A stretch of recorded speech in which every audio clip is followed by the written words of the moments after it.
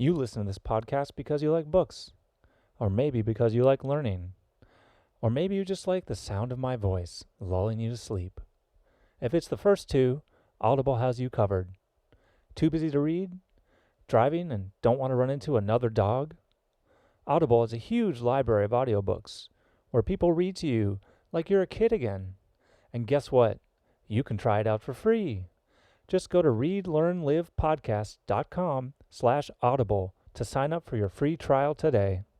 So his argument, as I see the case in the chapter, is that World War I is not supportable or substantiable on any reasonable grounds of logical argument as why we're actually doing this thing and for what benefit and to what end. And, does it fit within a moral code that is acceptable based on the world as we know it?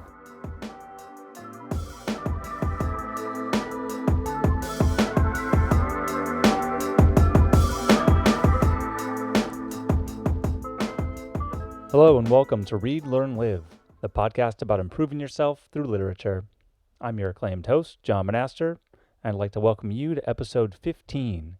Today, I'm delighted to have the opportunity to speak with Ward Regan about his book, Great Books Written in Prison. Ward Regan has a PhD in Labor and Cultural History from the State University of New York at Stony Brook. He teaches history and philosophy at New York University's Liberal Studies program. He edited and contributed to Great Books Written in Prison, published in 2015 by McFarland Press. His chapter, Thomas Paine, Life During Wartime, was published in the anthology Experiencing the French Revolution, published by Oxford University in 2013. He was also a consulting producer for the documentary Obit, released in 2017. Dr. Regan was the first president of UAW 7902, the adjunct faculty union at New York University and the New School. I hope you enjoy our conversation as much as I did.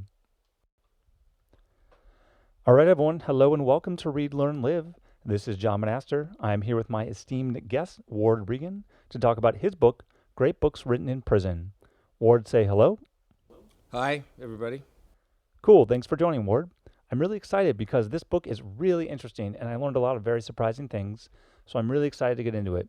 But I'd love to start off with a general summary. So why don't you go ahead and tell us what the book is all about? It's one of those books where the title is about as self-explanatory as possible. It's about books, in this case primarily books or plays that were written or began in prison for the most part. There are one or two exceptions to the rule, but in general that's what they are. And they're great because they have some sort of significance, literary, cultural, historical, sets them apart from other texts in that regard. So very straightforward premise. The text is what the title says it is. I like it. So why did you decide to write this? I was thinking about that question as I saw it on your list, and I don't know I don't know if I have an answer to why I decided to write it. That implies some form of intent.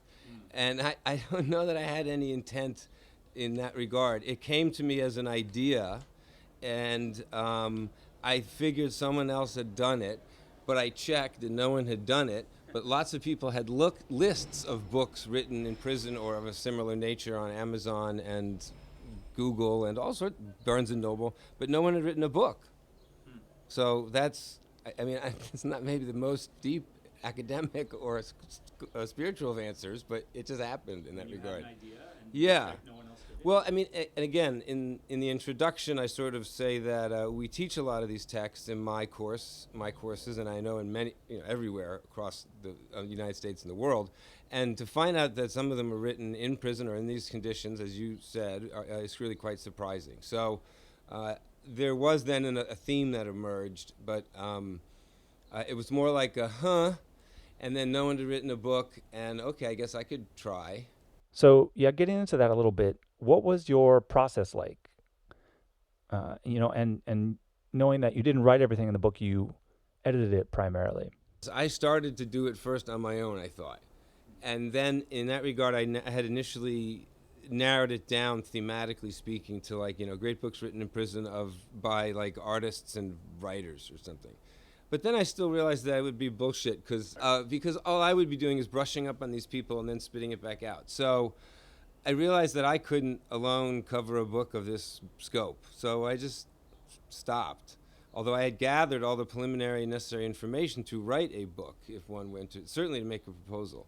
And then several years later, 2 years later, I was doing the politics club at the department I'm in at NYU, Liberal Studies, and one of my colleagues gave a talk on Egyptian politics, and he mentioned the book written by Syed Khib, I think is the correct pronunciation of his last name, Khib, In the Shade of the Quran and Milestones. And it dawned on me that I was teaching with a whole bunch of people who knew all these things, and if I asked, could probably write a chapter. And that, therefore, I should get other people to do the work. Or a lot of the work. And what was the hardest part of that process? Well, I mean, get the beginning process, getting people to agree, and then getting people's work. From an intellectual perspective, once the thing was set, the thing was set. There wasn't a lot of brain work involved in like refining it. It was more the mechanics of getting a book written and published. I mean, I don't know. I can't speak I don't know. I can't speak for my writers, but for me personally, it was getting their stuff in a timely fashion, getting my stuff done in a timely fashion, and then finishing it as a project. So there's obviously a limited number of books here, and you could have picked from a vast range. So I wanted to get into what makes a book great and why you picked these particular great books. I think I can easily answer the table of contents. There were like 35 books that fit the category that I had decided was acceptable for whatever reason for this thing. And then I sent out a general call to my colleagues, and this is about the number of people who came back, and this is more or less the chapters they wanted to agree to write. And I said, okay. And there were a couple more chapters, and by the time it was accepted by the publisher, I wrote again, and some people said, oh, shite, I can't do it, sorry. So it shrunk, which was fine, because editing fewer chapters is more life-affirming than editing more chapters. So, yeah, that's how it came together. I sought out folks who I taught with, who I knew were good in what they were doing, so I wasn't recreating the wheel. They all could approach their subject from their special academic training, and that just seemed to make sense. So I pulled it together and ran it as a project, and then worked with my colleagues on the conceptual and intellectual part of it. But they did obviously the bulk of the writing. Right. And you talk about prison a bit in the introduction. Maybe talk about what prisons are used for and why it's important to think about books that were written by people while they were in prison. I think the first thing is to clarify that, like I say in the intro or the preface or whatever, that prisons, as that word is used now, really only pertains to things within the last 250 so odd years of Western civ and then global culture. But there were other forms of incarceration. So I'd say there's like a historical answer to the question, and there's a contemporary answer to the question, and of course the contemporary answer to the question will be argued from multiple different sides. So I would say that it's always something for a means of control. Prisons and, as Foucault calls it, the carceral system. Everyone can debate about what is it that's being policed. And then what is being policed often dictates who's doing the policing. Sometimes they merge. So like, in current Saudi Arabia and apparently, I guess, ancient Israel in the time of judges, you had a theocracy where if you broke a moral law, it was also a political thing. So in that regard, it's how does it affect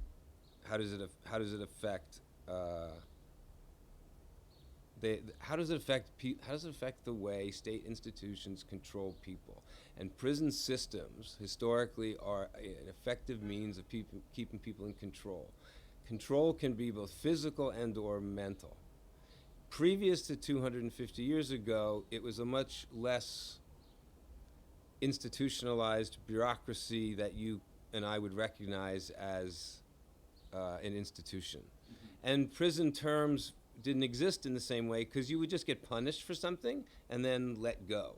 Like hypothetically beaten, whipped, maybe have a hand cut off, and then you're kind of like branded, then you're kind of like free to go about your life branded. They didn't have this sort of long-term domestic incarceration.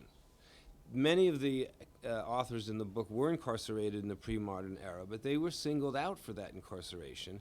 That's a historically consistent thing, that leaders, kings, queens, whomever, will turn the prison or carceral system against specific individuals or specific groups and use it that way in a very personal sense. But that's not necessarily what we would understand as prison. Right, so there's that historical break, and and I represent that in the book to a certain degree.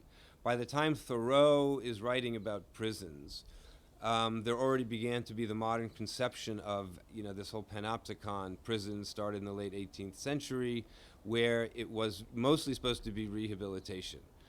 I would say that the prison systems in the instances in these texts were not necessarily rehabilitory; they were punitive. So prisons then form a punitive process in a culture. And as I pointed out, in the modern era, they've become out of the public eye because you go from the visual public trials and or executions and watching the machinery of justice happen to these large physical buildings, courts and prisons and police stations that are all interior. Everything happens inside that space now. We know it exists as a large cultural institution, but we don't get to witness it anymore. Yeah, it's opaque. Yes, exactly. So there is that shift there. And again, I'd say it's about a 250 year window into modernity. Okay, yeah. So let's jump into the books and authors. The book begins with Plato and Socrates.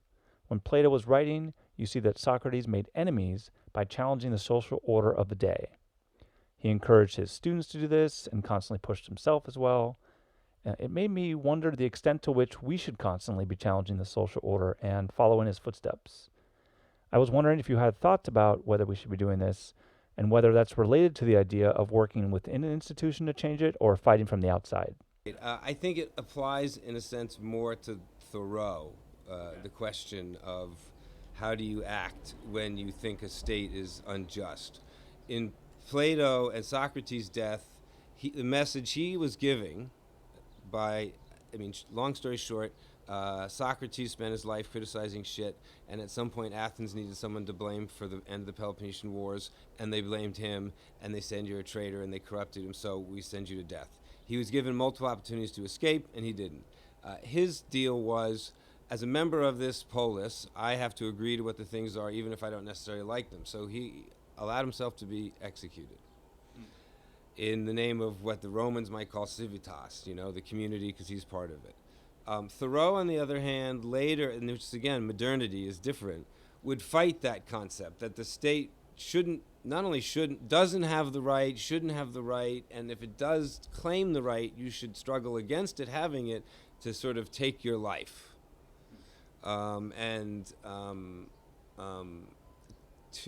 To take your life for the type of things that Socrates was accused of. He didn't raise an army against the Athenian state.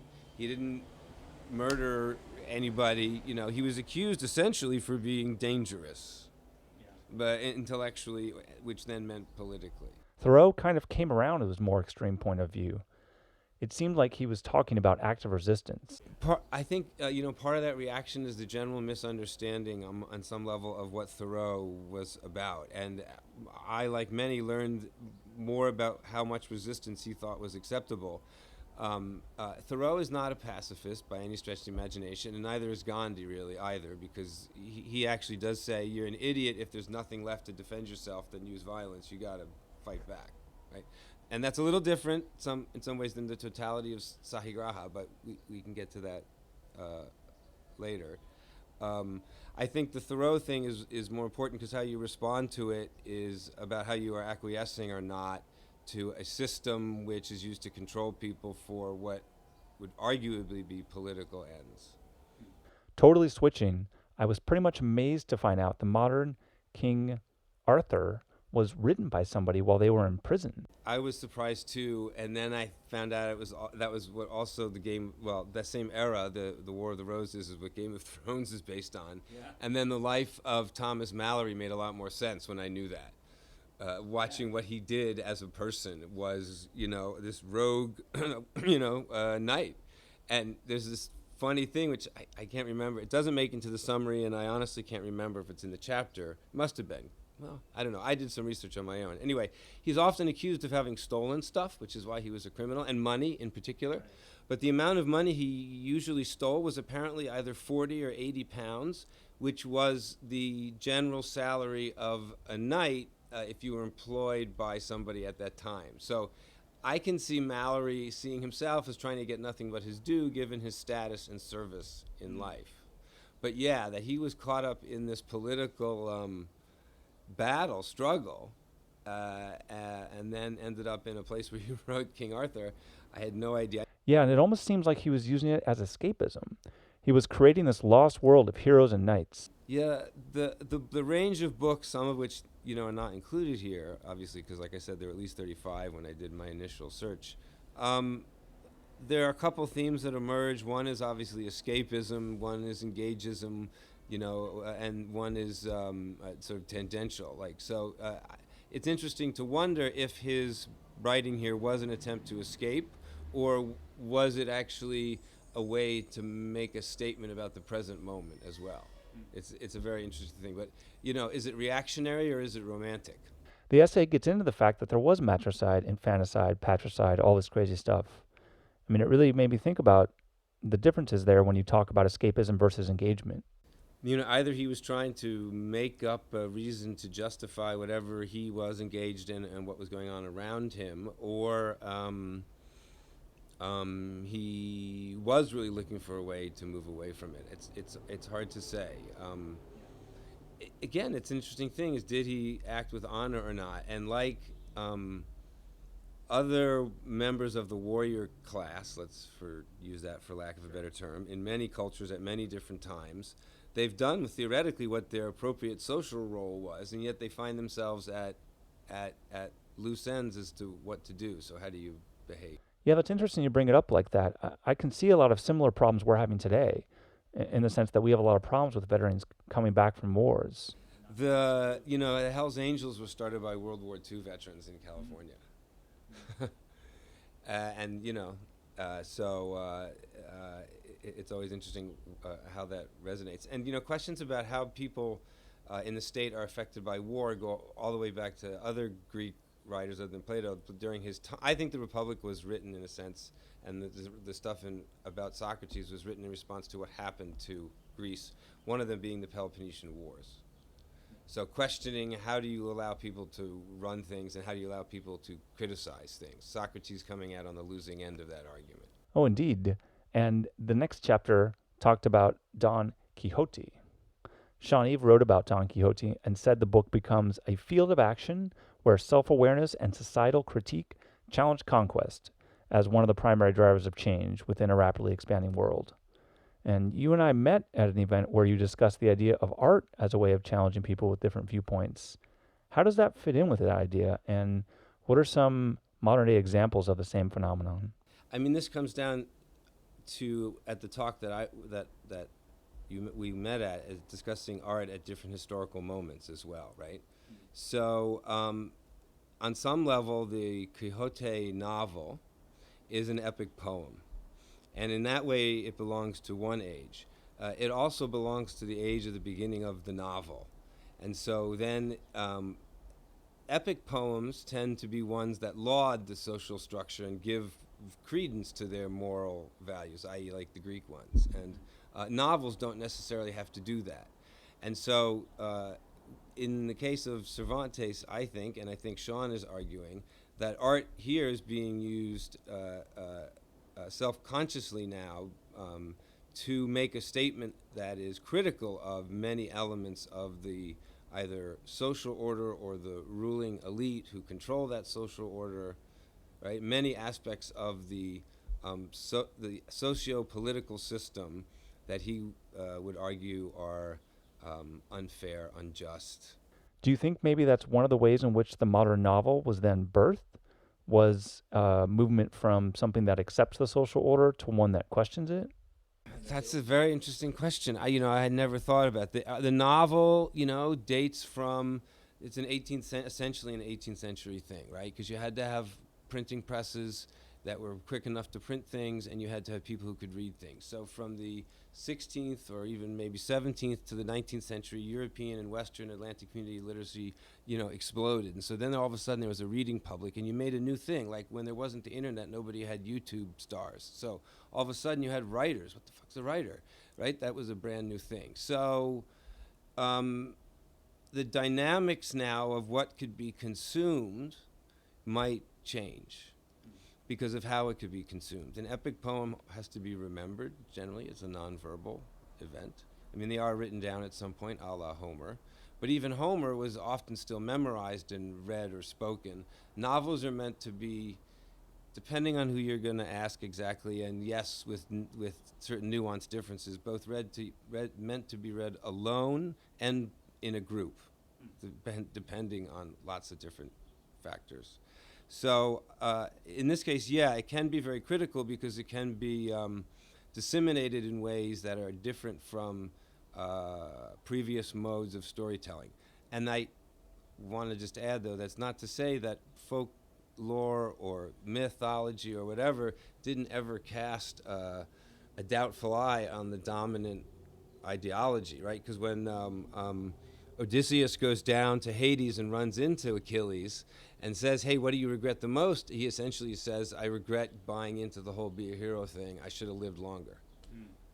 I mean, that's a repudiation, right, directly. And that's an epic poem, so that's an interesting thing. But yeah, I think the novel, I think things that enter the modern era, because of the way they can be disseminated, change what we will define as art, because that's what the talk that you met me at was about, is like, how do we think of, how do we imagine, how do we use art, with a capital A, in, the current moment? Yeah, fair enough. The next essay is one you wrote about Thomas Paine's The Age of Reason. Obviously, that book is hugely important in so many ways. One little nugget I got from there is Paine's highlighting of the historical connections between church and state. To what extent do you feel those connections still exist in our government or in other governments around the world? And how does that affect their legitimacy or ability to govern? The question or the problem that Paine had about the relationship between state and religion is still active and important, not only in the United States, but I would argue, every country in the world to one degree or another. His main argument was that they used the same stories, the same mythology, and played on the same ignorance of their subjects or their parishioners to tell stories, fantastical stories, that justified and then kept them in control. And so he would say, you read this silly story about how God acted, and then you are led to believe that that's the way you should act. And these two institutions of state and monarchy often, as I said in the book, sort of point to one another to justify their importance. The state says, oh yeah, the church is very important, and the church turns around and says, oh yes, the monarch must be sanctified. And given the point in time you're talking about, the church and state, which we'll just sort of use as rough definitions, are in a certain tension with one another, because in ancient civilizations like for example, there was no difference. The king, the monarch, was a god. So church and state were synonymous. Right. So the founding fathers and others in the 18th century who sought the division of those two institutions were radical, no matter where they were coming from. And it's still not a settled, obviously, question in the United States, and much less so even in other parts of the world. So hugely relevant. Again, I'm going to ask nothing but big questions, but do you see any solutions or anything we can do here? No, I guess you define we in one way or another. Obviously, the first we is make sure you do your best to be a good person to other people, which is essentially what Paine says religions require of you. All of them, regardless of the mythology that surrounds them. God wants you to be good to other people. Anything beyond that, I don't know. I mean, I don't know how it's viewed as a problem. I don't think trying to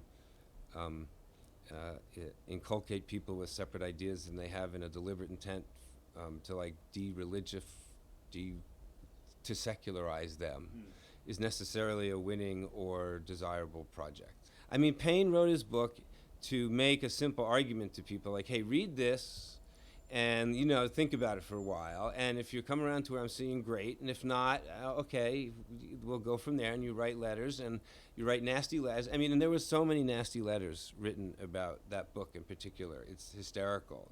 Like Paine's books, it cost tons of other things to be written. And I happened to be reading a letter from John Adams to Abigail Adams in which he was very excited about the fact that the visiting minister, and I think it must have been Philadelphia, gave a thunderous speech against Thomas Paine's Age of Reason. So this must have been some early age, moment in the Federalist period where, no one liked Paine because he was saying that religion was a bunch of bunk. And he would say that for any society and any religion. It's not an exclusionary statement. The book tends to center on the Abrahamic ones, and Christianity even the most, but he would apply it to all states and to all religious institutions and to, on some level then, all religious belief systems. So Bertrand Russell talked about this analytic philosophy. That was his kind of thing. And it's about attempting to uncover what people meant to mean when they say things that are vague and confusing. And he specifically says the aim is to make sure that every statement represents an adequate picture of reality, of the facts of the world. And to me, this obviously this has huge implications for our lives today, among alternative facts and all that. So I was curious, does this idea of analytic philosophy have a place in today's modern world? How can we use that? Okay, so like disclaimer, by no means am I any specialist on Bertrand Russell. So, except that I'm, aware enough of him as part of a general program to teach, around and about him. Yeah. So the guy who wrote this is a real good expert. So, to put it most simply,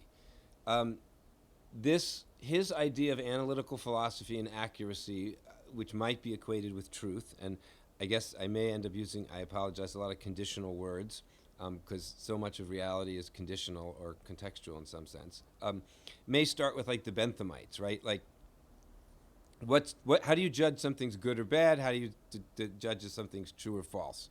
And so if you're going to be talking, and this is the case of Bertrand Russell in World War I, if you're going to be talking about making decisions about some of the biggest elements of a society, like sending people to war to die, right? Yep.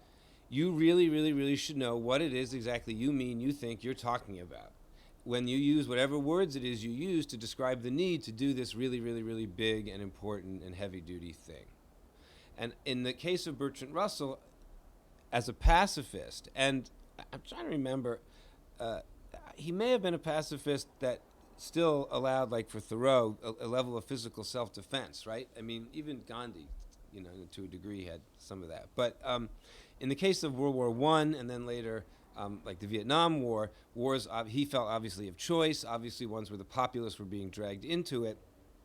It was the crime, as many people have already said, like the crime that all other crimes then stem from.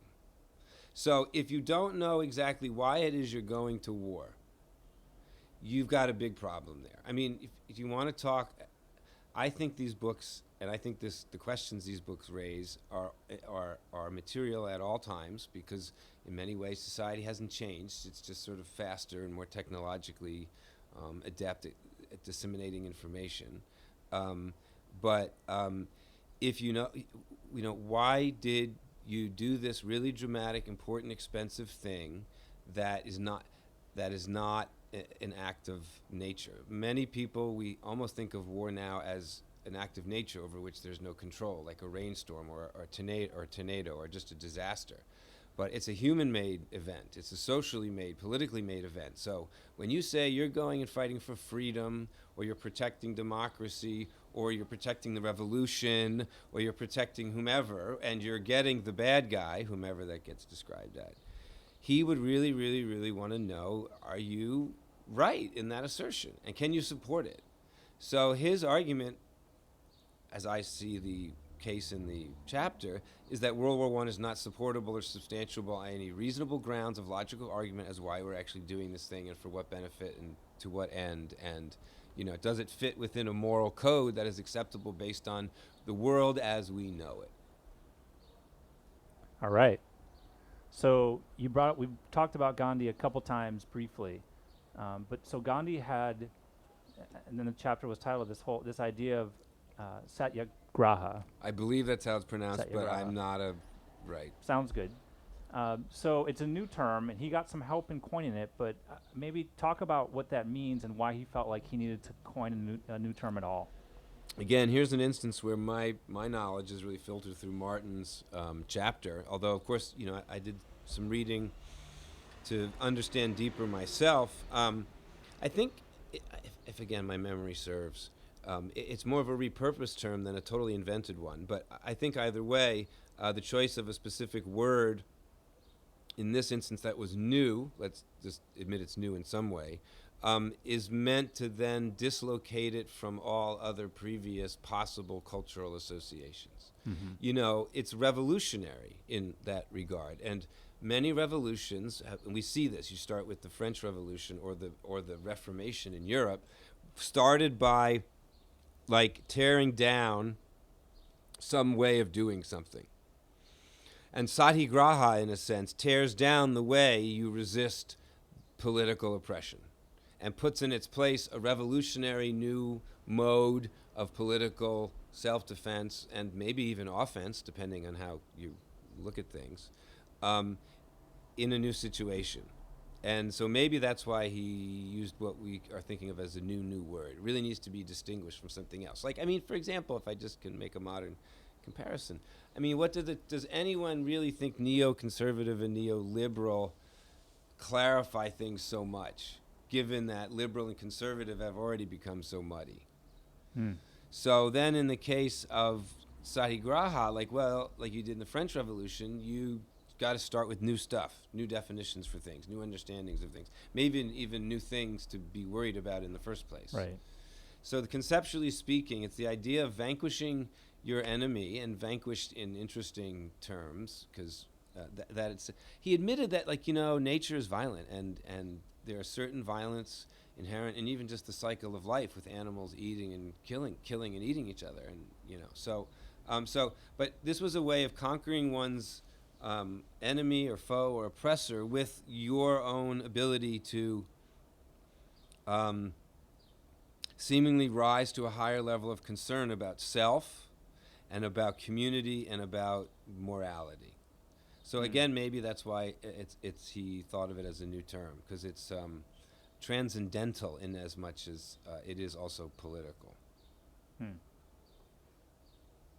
So the chapter after Gandhi talked about Nehru, and Thoreau talked about the Discovery of India book, which is this epic book, and it is the history of India, and it sort of both explicitly and implicitly counters the prevailing Western notions of India.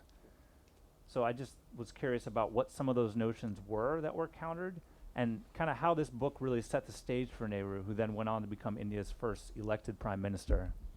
I think there's a lot of dimensions to that question. I think the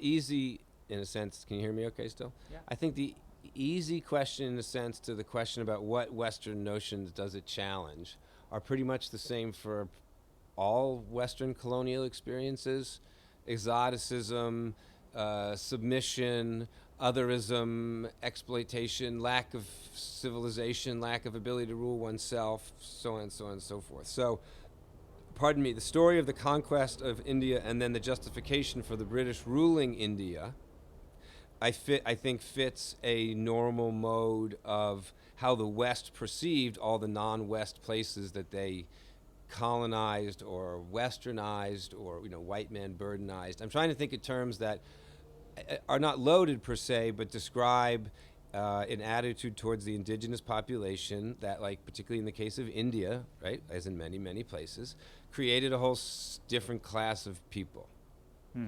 And something that comes up with both Gandhi and Nehru, and I got agreement with this on both Martin and Minu when we talked about this, is that part of their expectation for better treatment was based on what the English said about themselves and about their rule of law and their government. Now, look, please do not in any way overinterpret this as some ridiculous Anglophilic, they're perfect. But it's a concept. It comes from a place.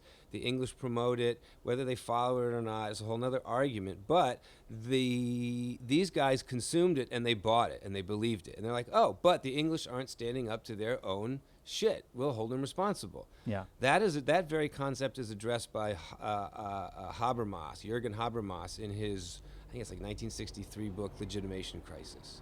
The West said all these things about spreading democracy, and all these people believed it, and then you've got the Vietnam War. So is that justifiable? So, the English, Nehru goes to, I think it's Cambridge and then the Temple Inn. And these are like, the two of England's most prized, most whatevered institutions of everything that is English and good and just and godlike on the planet. And yet the guy's brown. So it's a problem when he goes somewhere. And so they're not doing, in fact, what they say they do. And, it's a very interesting thing to try and be able to hold both people as individuals and as part of a collective society responsible for the statements, either implicit or explicit, that they say about how people are to be treated and what you do about it, period. The American Civil Rights Movement fits that dilemma or question perfectly.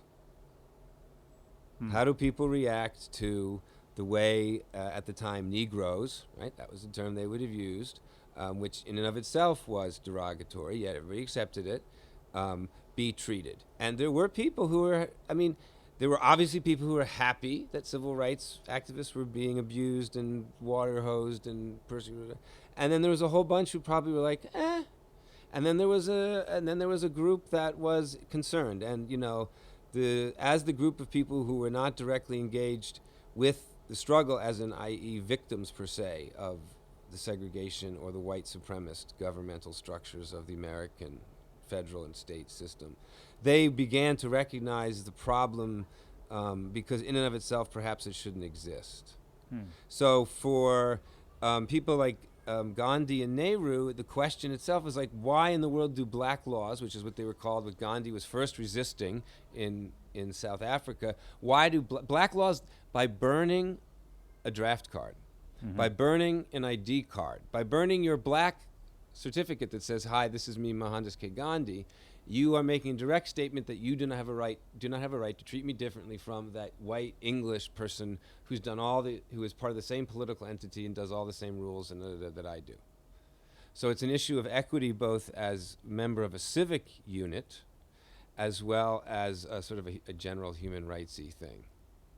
Okay. And I would say in all of the cases in these texts, even weirdly enough, the Hitler texts, it's a question of how do you treat people who you are punishing for something. Right. And yeah, so to move on, that the next chapter was about Hitler. Yeah. And Wolfswinkel talks about how Hitler found his way in jail, kind of discovered himself, and was able to use that to kind of catapult himself from when he was released. So I thought it would be interesting to look at that through the lens of the danger of putting people you don't like in jail and kind of trying to silence them, which is a common theme throughout the book, and then it backfiring. And I would argue backfired, probably the most here. Yeah, I mean, the circumstances around which Hitler are arrested and incarcerated are sort of special and interesting. But let me think. In my introduction, I think it was, I tried to make a wisecrack about backfiring, and my example was Jesus. that, you tried to shut this Jesus of Nazareth guy up, so we'll nail him to a tree, and oh shit, 1.4 billion people are now Christians. And they ended up taking down the religion, if you believe, what's his name, Gibbon, who wrote Fall of the Roman Empire. Sorry, to get back to the question, though, I diverged. Backfiring people. Yeah, you can never tell. If the book or the word or the message can get out, it'll probably backfire because you're imprisoning or trying to silence someone who you don't want people to hear in the first place, right? So it's almost like the act of Mill, in a sense, says the act of trying to silence something gives it an allure or a veneer of desirability. But I just think that history would seem to indicate that since all empires, all societies, all cultures wax, wane, and disappear, and they all, particularly complex ones, share in common modes of distractive, cultural behavior for masking oppressive social and economic reality, doesn't change from society to society, just the way it looks changes. The spectacle of the public execution in any number of places over time, throughout history and space, has been replaced in many places by the lack of spectacle by it. One of the reasons that theoretically that the West is so appalled by the terrorist organizations that publicly execute people is because they're, quote, publicly executing people. Whereas that was a norm. I'm not excusing, right, anybody, ISIS or whomever, but like that they didn't invent it. Everybody used to do it. Everybody used to do it. And when Thomas Paine wrote in not in the Age of Reason, but in The Rights of Man, people were complaining about how violent the revolutionaries were. He said, well, where do you think the revolutionaries looked and learned their violence from? You see kings, and you read Foucault, you see kings chopping off heads, cutting out limbs, gutting you, drawing and quartering you, cutting your liver out or your intestines out in front of you and showing them to you. So, in that regard, then it becomes who's taking what from what, and this then ties back to the Gandhi question or the Thoreau question or the Nehru question: is at what point do you get to resist violently? Or physically. And the American Declaration of Independence says it comes to a point where you have to take up arms. And the American Revolution used violence and I'm not trying to pick us up for particular nastiness, but it's true that our political/military victory over the British became a justification for the establishment of a state based on a thing written by a group of people in charge of something. And so that becomes a model for the creation of the modern nation state. That political control can be established through the means of violence, either in domestic internal violence, like prisons, or war to establish your identity as a people and a state, which, as I talk about in the introduction, Charles Tilly says, in the early modern period, during the nation-state period, the ability to wage war drove the regularization and the codification of means of getting taxes, taking taxes, punishing people for not taking taxes, all to create a carceral infrastructure to extract and then punish people for not paying off properly. He compared it to organized crime. It's a racket. Right. So Gramsci, Yes. I'm going to say, focused on the role of intellectuals in social order. And I thought it was really interesting point that he felt that intellectuals were not these sort of neutral, apolitical seekers of knowledge, but actually served to legitimize a social order and culturally indoctrinate people into consenting to that order, which is just a really interesting way of thinking about what intellectuals are there for and what they're up to. And so obviously this is what we're constantly bombarded with today. None of us has the time to be an expert in everything, so there's specialization. There's people that know a lot about very particular things that write opinion, papers, go on TV, whatever. So they have a large role in our society, and I guess I'm curious about, the extent to which we should think about that when we're considering what these intellectuals are telling us? Well, I mean, first off, if Gramsci were alive today and witnessing, for example, the current crisis in the American Republic, I think, his head would spin around and pop off. Because if you're talking about, like, what's the responsibility to do what about what, we've got a bunch of, and who's supposed to do whatever it is it's supposed to do, should be a huge question in a very big, very complex governmental system. So an intellectual, he would argue, because they're theoretically experts in their field, like Chomsky says later, have responsibility to point out when something that someone says about an element of society or the result of a program isn't true or accurate. You have a ethical responsibility as an expert, or like a mathematician should point out to you that I hope I'm not oversimplifying, but a mathematician should point out to you that 2 + 2 isn't 5.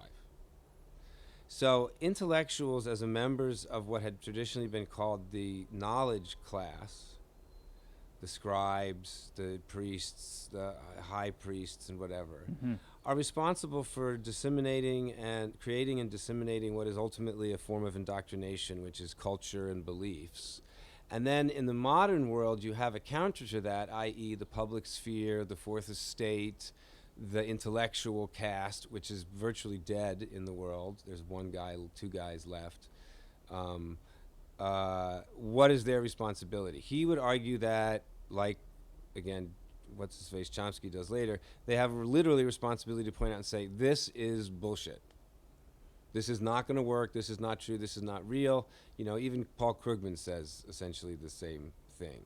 So it's also something that's discussed with artists in other areas, by the way. Like, what is an artist's responsibility in regard to the status quo and change? So, so artists have that same responsibility? Yeah, artists would have that same responsibility, because I think he'd include them in the, quote, intellectual class, unquote. Yeah. But again, in much of the literature or philosophy and writing about democracy and democratic republics, citizens themselves become also responsible for standing up for what's the right thing. I mean, that's what the civil rights movement was about, right? Drawing in the mass of the population to say, yeah, sitting at the lunch counter, that should be everybody's thing. That should be everybody's thing. Many of the authors were changed, or probably all of them were changed in some way by their time in prison, but Valenti really speaks to how Said Qutb's 11-year prison term in Egypt completely radicalized him, and it seems like just far more so than anyone else. He went in one person, he came out another. Yeah. So why was this in particular, and how did this transform who he was and then lead him to become the writer that's the popular writer he is today? Well, of course, this is like only my personal hypothesis, and I certainly imagine there's many other possible ways to explain this, to answer that question, right, and explain that thing. Sure. I do think you're right that he seems to fit the most transformed by the experience of the writers. If I would just think for a minute about the writers. Yeah, and I think so. I think because, he kind of reminded me of like a mid-20th century American relative free thinker, in a sense, that he was questioning the ethics of the society around him and finding them coming up short in what they claimed they were doing. Right? So the Islamic world itself wasn't even Islamic enough for him. And one of the big misunderstandings is, as it's applied to people like Osama bin Laden from Al-Qaeda, is that, the Islamic revolution is going to start with us, me, Al-Qaeda, here in us, me, this Islamic country. But Khatib said that none of you people are actually good enough. Like, we really got to start over again. So I think that his experience in prisons with people who called themselves Muslims, who claimed to be part of this Quranic or Islamic culture with had a set of values, and were obviously violating it. And what was it that he was doing? He was simply putting forth ideas about how you should treat each other. And you have to remember that the story of the, quote, liberation or decolonization of Egypt is a really important one here, because it goes from being a monarchy ruled by the British to a dictatorship allowed or encouraged or at least or facilitated by the Anglo-American foreign diplomatic power structure. Mm-hmm. And Nasser takes over, and in his struggle against the colonial power, he draws in people like Khitib and the Muslim Brotherhood because they can work together against, quote, a common enemy. Once Nasser is established in power, he goes after the people who are his rivals. Khitib fits that profile as well. So what he's doing, in a sense, with these texts, and I think Valenti does a really good job at this, is he's not talking about the West really, per se, in any direct way. Like the whole thing about it was this dance at a church, that, oh my God, Right. women. It's the Islamic world and the Islamic's world behavior, I think, Peter is saying, that plays the greatest role in the critique and in the solutions he proposes. As a reader of the Quran, I mean, it's very similar, I would argue, in some ways, to what happened in Europe during the Reformation, when for the first time people got Bibles on their own, and then you got a whole different bunch of interpretations of what those holy books meant. And Khitib was not an official cleric, but he was by all means a very well qualified and very well educated layman who was taken seriously on the subjects he wrote about. And there's a lot of examples of that in 19th and 20th century Anglo-American and 16th and 17th century European secular writers about theological questions and topics. So the book ends with Martin Luther King Jr. and the letters from a Birmingham jail. And the letters talk about the difference between just and unjust laws. So I want to get into that a little bit and try and ask you actually to try and help us think through what those differences might be and how we can use those two categories to help us sort through what's happening today with our laws. I mean, I guess I'm allowed the preliminary statement that unfortunately or fortunately, take your pick, not everybody has the same idea of justice, right? I mean, this is a problem. Again, your last question, what would you do? Well, what would I change? Like I said, I would change it so that this book couldn't be written, which meant that justice would be an idea that everybody agrees upon, that's actually followed out, that in my mind is like humane and humanist. Doesn't degrade, doesn't, all the things in which Western culture, at least, because that's the one I know best philosophically, claim that they're about. And that would come from, again, like the Habermas legitimation crisis thing.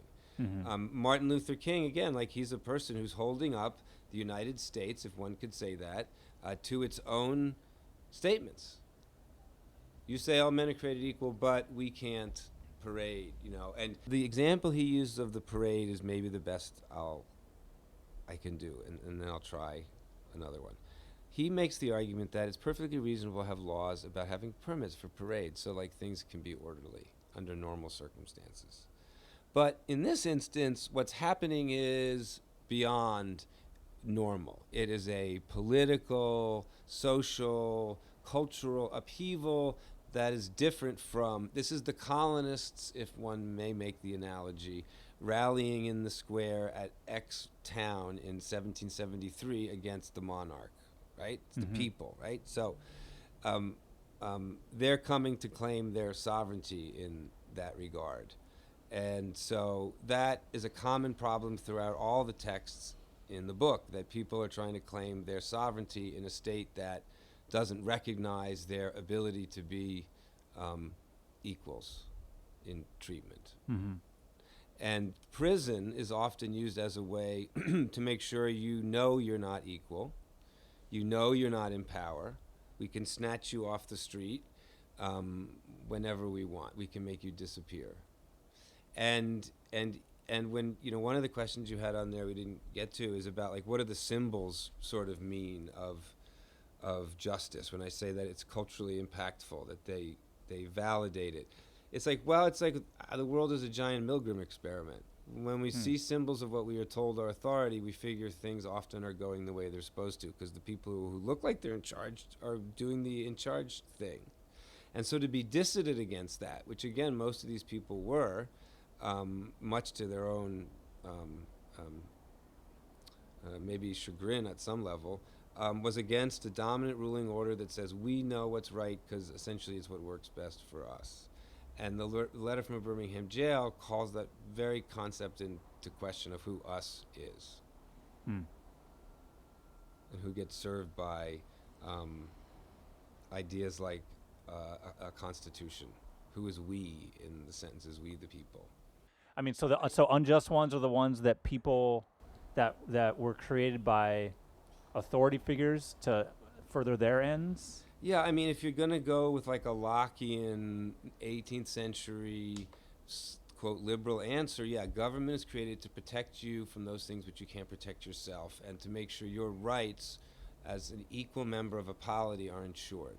And what Locke says, and what the Declaration of Independence says, and take that for whatever that's worth, is that when a government stops doing that, you've got to stand up against it. So unjust may be when a government's doing things it's not supposed to be doing. Now, the question is whether having paramilitarized police round up protesters is actually something that, and the way they do it, violently, non-violently, politely, impolitely, is valid given whatever the circumstances are. And in this case, you're going to have the people doing the enforcing defining what is just, arguably, in a very different way than the people who are being enforced upon. Mm-hmm. The very idea that you could have a public rally about an idea and actually expect a paramilitary force to show up is a basic fundamental question of, do we have free speech in a country like the United States at all itself? Yeah.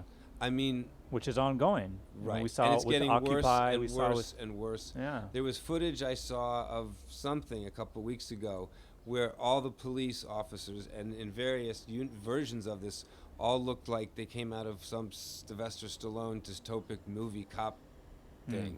Yeah. Where they were in all this armor with like torpedoes attached to their shoulders and headgear and electric prods, and it was staggering. Yeah. I mean, is that a free society? And part of the text addresses how the world, and I had this epilogue that didn't get into the book because of length reasons. And it's like the world's kind of been turned inside out by those who have the ability to live in gated communities. They don't have to interact with the rest of the world, and the rest of us are contained in our little political and economic bubbles by the authorities who are invested with the ability to use violence, coercion, and the state to, quote, keep you in line, unquote. And again, that's not special to the United States or to China or to Russia or to whatever. It seems to be a constant whenever you had government and property, or property and government. Just happens. Yeah. Huh. And maybe because people are shitheads. See, like that goes back to your first question, or second question, why has this happened? Well, it's happened for a really long time. I'm sure hunter-gatherers, there were guys who were jerks too, even though, distributionally wise, it was a far more equitable society as far as I've been led to understand things, so anthropologists write in and tell me I'm wrong. But, once you got property, there was imbalance, and force was used to keep imbalance. And that hasn't changed. That's Marx, class struggle. I can't claim credit for that. Yeah. That's his spiel. He's just right about it. Fair enough.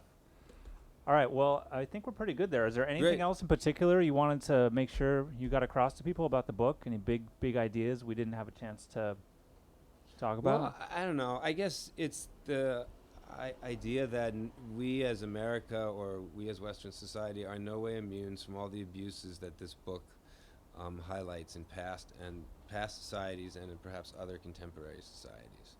We obviously need, like Socrates would say, look at ourselves first. Right? And Thoreau would certainly say, look at yourself first. And if I might quote Jesus himself, he says, don't worry about the speck in your brother's eye. Look at the plank in your own. Right? The American political system has created a prison industrial complex that is horrifying from any aspect you look at it. And I mean any word or any category you can come up with, it's a bad scene, man. And we've got like 100,000 people, for example, kept in solitary confinement, in 80,000 in federal supermaxes, and like 20,000 in state and local jails, sometimes for things like being, drug kingpins, but there aren't that many, usually murderers or somehow protective custody for being in prison. But like we need to rethink, I would argue, the United States and the West as a whole, and obviously then the world, what in the world are we really doing with prisons and war? And the mechanisms of, as what I think the book is about mostly, sanctioned political violence. Because the thing that seems consistent, except with Hitler, is that most of these people are vindicated in what it is they're being persecuted for or against. They do have a statue of Martin Luther King. They don't have a statue of Sheriff Bull Connor, no matter how much some folks might want that. Yeah. And I will easily agree with you that a statue of Martin Luther King Jr. by no means means the struggle is over. Are you giving me a break? As Lenin points out, once you start lauding figures who used to be revolutionary, their revolutionary power may be over. I don't know. But these people have been vindicated. Their struggle has been vindicated as far as history is concerned. Nehru goes from prison to prime minister virtually. That's pretty heavy. Yeah. You look at Burma now, similar situation. This woman has been there and fought and fought and fought. So I don't know, man. Maybe the takeaway is the fight, whatever that means to you personally, is always worth it because we don't necessarily know the results. I don't think that the people in this book necessarily had pre-existing messianic complexes who were looking to get sent to jail to be persecuted to, become famous or whatever, Right. man. That wasn't the plan. Yeah, I mean, it's an extraordinary person who can do the things that not only that are done in this book in the struggle for freedom and liberty and equality, but more importantly, the billions of people throughout history who we don't know about, who died in the name of equal treatment, better rights, a more equitable distribution of wealth and prosperity and happiness. Yeah. So on that note, I'd like to transition to the Thunder Round. Just ask a couple quick Sure. questions. Wrap it up. I had So to about think- you. I had to think about these. You before did? I know. Yeah. These are some good ones. What's Yeah. your favorite food or drink? I guess dessert. Oh. Yeah. But- What's your favorite? Come on. Just straight sugar. Well, I'm a type 2 diabetic, so I'm not supposed to be into Ah. endocrinologist, so I get in trouble. Okay. But I like dessert, so I don't know. Fruit can be dessert, Fruit right? can be dessert, but the glycemic index there is almost as bad Oh, as really? if you have tiramisu, so I may as well have the tiramisu. So Okay. we'll just say that then. Fair enough. See, goes back to you just liking the skirt danger. I guess so, yeah. Woo, man, danger. I'm having a cupcake. Look Yeah. out. Wah! Some really straight edge rock band's party after Yeah, the show. right. Like Some cake. cupcakes Yeah. and like soda. Whoa, I know, man. Put the Dr. Pepper down, man. That's like your third cup. Too much birch beer, man. Wild thing. So, where's your favorite place you've ever been? I thought about that a lot. I think Slovenia. Okay. I'm headed to Although I Eastern really Europe. like Spain. I go to Spain again, hopefully soon. Yeah. What's in Slovenia? There's a lot of Ljubljana for the first place, which is a beautiful little city. Okay. But great country, great food, really nice people. It just was really pleasant experience every time I went there. Sounds great. And you answered this in part a couple times, but I wanna hear your full answer. So I'll ask, if you could wave a magic wand and change any one thing, what would it be and why? The silence you're hearing is me trying to figure out the best way to put that answer. It's such a difficult question, and given the topic of the book, I think has gravitas behind it. So again, like I said, it's the impossible dream that this book wasn't necessary. That humans didn't have the problem that we were trying to talk about earlier. That we do, as I say, one of the biggest problems is how do you run our own society? We seem to have problems with running societies that don't follow their own rules, which then end up treating people, badly, oppressively, violently, exploitatively. So I guess I wish that would go away. and that's all I can muster, and it's huge and sort of ridiculous. But given, I think, the context of the book, and if you look at the news around us right now, today, can I say the day we're recording? Is that Yeah. all right? We're on May 19th in 2017, and the president And the United States may or may not be entering a huge political and constitutional crisis. And then what we do with that, how we play that out, is plays directly into what goes on in this book and how our state responds to people fighting about this question. So if we could all be more humane, if society and people and institutions were more humane, that would be my terribly. I mean, you got to think big. You got to have goals, dreams, right? Yeah. So I love that answer, and that's a great way to wrap it up. So again, I've been speaking with Ward Regan, editor, writer of great books written in prison. And if you want to get much more in depth to all these great topics we've been discussing, you can. The book is wonderful. And I just want to say, Ward, thanks so much for being here. Thank you. Thanks for coming. I'm really kind of, humbled that you want to bother to talk about my book. Thanks. All right. Thanks so much for listening to this episode of Read, Learn, Live. If you liked it, tell a friend and subscribe on iTunes and Google Play. If you hated it, tell a friend and subscribe on iTunes and Google Play. And so it goes.